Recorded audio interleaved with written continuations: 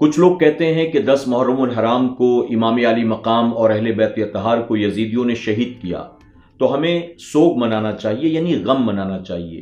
اور کچھ لوگ کہتے ہیں کہ شہادت یہ اللہ کا ایک انعام ہے بہت بڑا، تو ہمیں غم نہیں منانا چاہیے۔ مفتی صاحب قبلہ کی بارگاہ میں سوال یہ عرض ہے کہ سوگ کے تعلق سے شریعت کا کیا حکم ہے؟ ہمیں سوگ منانا چاہیے یا نہیں منانا چاہیے؟ سوگ کے متعلق فقہ کی کتابوں میں اس بات کا ذکر ملتا ہے کہ اگر کسی کا انتقال ہوا تو اس کے غم میں سوگ منایا جاتا ہے، چونکہ یہ غم انسان کی ایک فطرت ہے جس سے جتنا گہرا تعلق ہوتا ہے اتنا ہی غم ہوتا ہے۔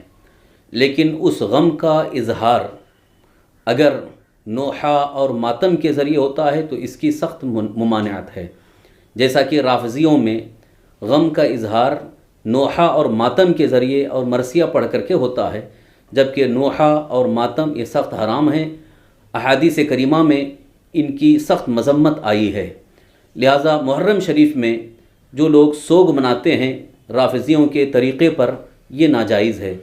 رہا سوال غم کا، چونکہ سرکار دو عالم صلی اللہ تعالی وسلم سے منسوب جتنی چیزیں ہیں ان سے ہمیں گہری محبت ہے، عشق ہے، تو نواسۂ رسول امام علی مقام رضی اللہ عنہ کو سرکار دو عالم صلی اللہ علیہ وسلم سے گہری نسبت ہے، تو اس لیے ان پر جو مصائب و آلام توڑے گئے، سخت تکلیفیں اور اذیتیں دی گئیں، اور اسی دردناک حالت میں آپ کی شہادت رونما ہوئی، اس بنیاد پر اس واقعے کو یاد کر کے مسلمان غم محسوس کرتا ہے۔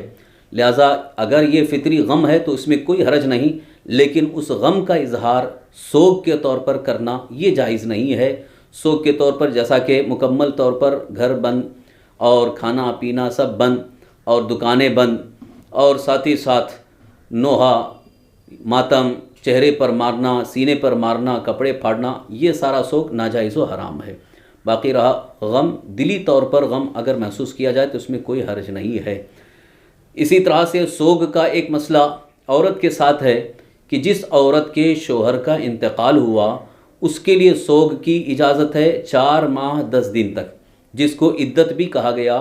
4 مہینہ 10 دن تک وہ عدت میں رہے گی، اس کے لیے وہ سوگ ہے۔ باقی اور کسی کے انتقال پر سوگ جائز نہیں، صرف 3 دن تک سوگ کی اجازت ہے، اور وہ بھی صرف اور صرف دلی طور پر غم کا اظہار ہے۔